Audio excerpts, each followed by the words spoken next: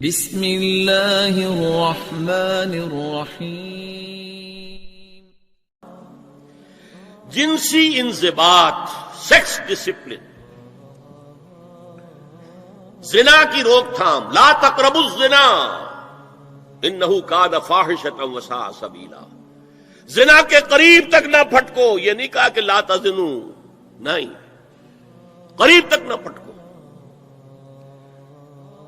جیسے کہ یہ فیصل آباد کا ہمارا گول چکر ہے اور 8 بازار آ رہے ہیں۔ اب کوئی سرکاری پروگرام یہ ہے کہ اس گول چکر تک، چوک تک کوئی بھی جلوس نہ پہنچے، تو 8 بازاروں کو بند کرو گے نا۔ لہذا دور دور تک اللہ تعالی نے وہ حدیں لگا دی ہیں کہ زنا کی ترغیب نہ ہو، زنا کے راستے جو ہے وہ مسدود ہو جائیں۔ اور زنا کے بارے میں اب دیکھیے، یہ اس دور کی انٹلیکچول خیانت، ڈس آنیسٹی کا سب سے بڑا معاملہ ہے۔ جدید نفسیات کا بابا آدم مانا جاتا ہے فرائڈ،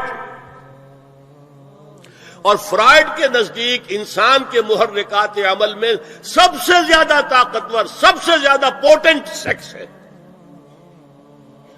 مارکس نے قرار دیا پیٹ کو معاشی ضرورت، فرائڈ نے کہا نہیں، سیکس ہے اصل شے، اصل محرک انسان میں۔ یہاں تک کہتا ہے ایڈیپس کمپلیکس، باپ اگر محبت بھری نگاہ سے بیٹی کو دیکھ رہا ہے تو یہ بھی سیکس ہے، اور ماں اگر بیٹے سے محبت کر رہی ہے تو یہ بھی سیکس ہے۔ انا للہ و انا الیہ راجعون۔ ان کمبختوں کا اصل یہ معاملہ ہے کہ ایک شے پر نگاہ جم گئی تو سب کچھ اسی کے گرد گھما دیا۔ مطلب بات غلط نہیں ہے، sexual motive one of the most important motives, no doubt about it. اگر یہ نہ ہو، اگر عورت میں مرد کے لیے اٹریکشن نہ ہو، اگر عورت کو مرد کی احتیاج نہ ہو تو تمدن ختم ہو جائے۔ کون شادی کا کھکیڑ مول لے گا؟ ایک پیٹ پالنا اور ہے، خاندان کی ذمہ داری اور ہو جائے گی۔ یہ اس قدر زبردست جو ہے، یہ موٹیویشن ہے، اندر سے جذبہ ہے اور اٹریکشن ہے شدید۔ اس اعتبار سے یوں سمجھیے، جتنا زوردار گھوڑا ہو اتنی ہی زوردار لگام چاہیے اگر ڈسپلن میں رکھنا چاہتے ہیں۔ لہذا اس سیکس کو ڈسپلن میں لانے کے لیے کہ قانونی تعلق ہو ایک مرد اور عورت کے درمیان، ازدواج ہو، شادی ہو جائے، یا دوسرا راستہ وہ بھی تھا جو آج کل نہیں رہا، باندھی ہو کسی کی، مل کے یمین ہو، ان کے اندر سیکشول انٹرکورس جو ہے وہ ہو اور اس سے باہر نگاہ بھی نہ جائے۔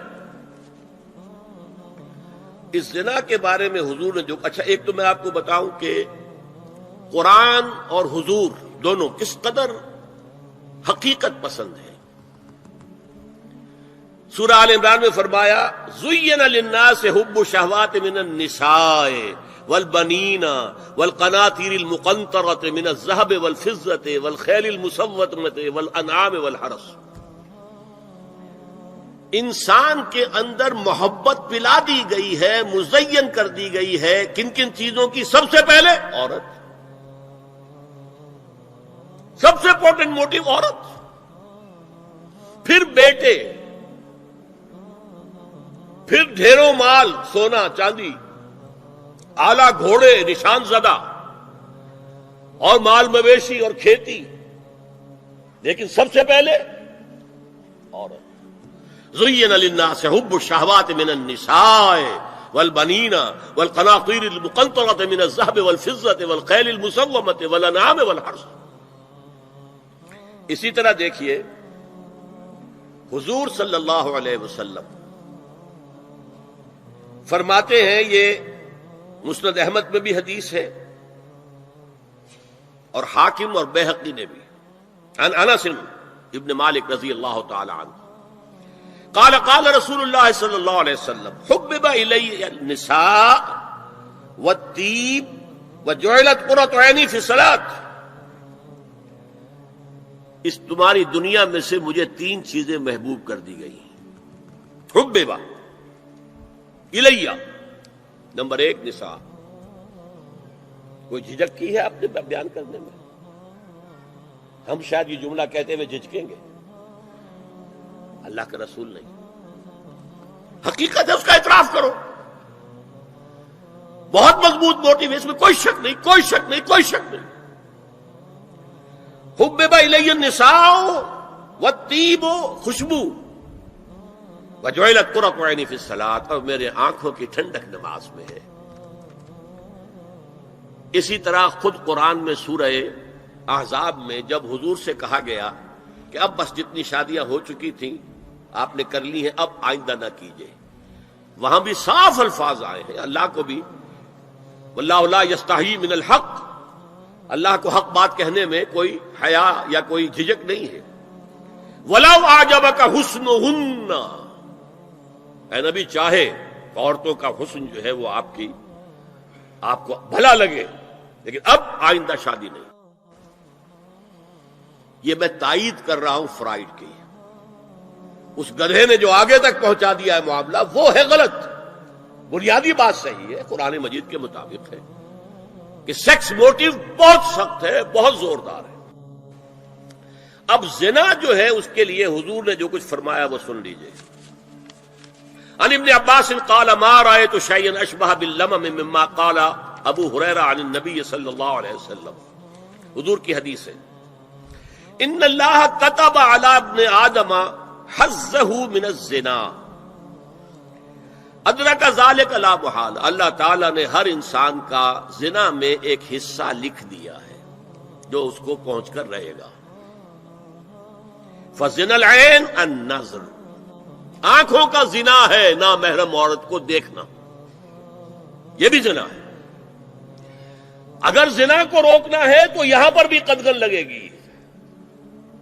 ایک جگہ آیا ہے حدیث میں النظر سہم، یہ تیر ہے، یہ نظر جو ہے نگاہوں کے تیر. یہ تو آپ شاعری کے اندر بھی اور گانوں کے اندر بھی نگاہوں کے تیر سنتے ہیں کہ نہیں سنتے؟ النظر سہم، یہ تیر ہے. وزن اللسان النطق یا منطق، زبان کا زنا ہے کسی عورت سے گفتگو کر کے چٹخارے لینا. عورت کی آواز میں بھی ایک لوچ ہے، حسن ہے. اللہ تعالیٰ نے اسے سراپا ایسا بنایا ہے کہ مرد کے لیے اس کی ہر شے کے اندر اٹریکشن ہے، اس کی آواز میں اٹریکشن ہے. والنفس تمنا و تشتہی، اور باقی رہ گیا نفس، وہ تمنا کرتا ہے کہ اب میں اس سے آگے بھی بڑھوں اور زنا بھی کر لوں. والفرج یصدق ذلک کلہ او یکذب، لیکن یہ ہو بھی سکتا ہے نہیں بھی ہوتا، لیکن یہ زنا تو کر چکا نا. کان کا زنا اس نے کر لیا، آنکھ کا زنا اس نے کر لیا، زبان کا زنا اس نے کر لیا. ایک تو زنا کی تعریف میں لایا. ایک اور روایت ہے جو مسلم میں ہے، عن ابی ہریرہ کتب علی ابن آدم نصیبہ من الزنا مدرک ذلک لا محالہ فالعینان زناہما النظر والاذنان زناہما الاستماع واللسان زناہما الکلام والید زناہا البطش والرجز زناہا الخطأ والقلب یہوی وتمنا. یہ زبان کا بھی زنا ہو رہا ہے، کان کا بھی زنا ہو رہا ہے، ہاتھ کا بھی ہو رہا ہے، کہیں لمس کیا ہے عورت کے جسم کو، ہاتھ ملایا ہے اس سے، اور چل کر کہیں جا رہا ہے دیکھنے کے لیے، یہ پاؤں کا زنا ہو رہا ہے. یہ ہے زنا کی شکلیں جو محمد الرسول اللہ صلی اللہ علیہ وسلم نے بیان کی ہے. تو زنا کا روک تھام، زنا کی جو ہمارے معاشرتی اہداف کے اندر بہت اہم ہے، بہت اہم ہے، بہت اہم، ورنہ معاشرہ ٹوٹ پھوٹ کا شکار ہو جائے گا. میاں بیوی میں اعتماد نہیں ہے، بے اعتمادی کی فضا میں اولاد جو پلے گی اس کی منفی نفسیات ہوں گی، کبھی مثبت نفسیات نہیں ہو سکتی. والدین میں محبت ہے، آپس میں اعتماد ہے، تو ایک دوسرے پر اعتماد ہے، ایک دوسرے کا لحاظ ہے، ایک دوسرے کی دلجوئی ہے، ایک دوسرے کی مدد ہے. یہ ساری چیزیں جو ہے وہ ایک فضا پیدا کرتی ہیں گھر کے اندر. وہ ایک نارمل، ایک صحت مند فضا جس میں کہ نئی نسل پروان چڑھے گی تو وہ ایک پازیٹیو اور مثبت نفسیات لے کر پیدا ہو. اچھا اور دیکھیے اس میں کیا کیا کچھ حضور کی طرف سے آئے ہیں. حضرت جابر ابن عبداللہ فرماتے ہیں من کان یؤمن باللہ والیوم الآخر فلا یخلون بامرأۃ لیس معها ذو محرم فإن ثالثہما الشیطان، رواہ احمد۔